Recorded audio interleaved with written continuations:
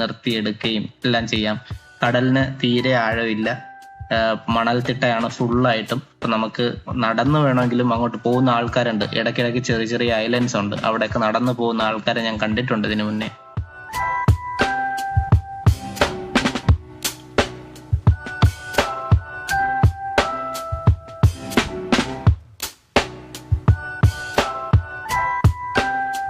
അപ്പൊ നമ്മൾ ഏകദേശം ഈ റോഡിന്റെ എൻഡ് എത്താറായിരിക്കുകയാണ്. അതിനനുസരിച്ചുള്ള ബ്ലോക്ക് നിങ്ങൾക്ക് ഇവിടെ കാണാനായിട്ട് പറ്റും.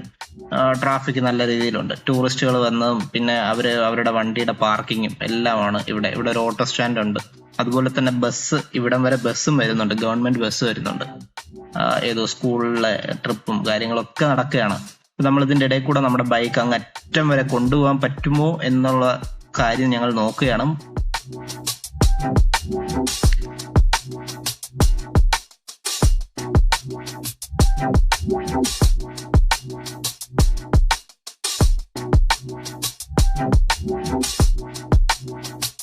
അങ്ങനെ ഞങ്ങൾ ഈ ബാരിക്കേഡൊക്കെ താണ്ടി പോവാം എന്ന് വിചാരിക്കുന്നു. അങ്ങനെ നമ്മൾ പൊക്കൊണ്ടേയിരിക്കുകയാണ്.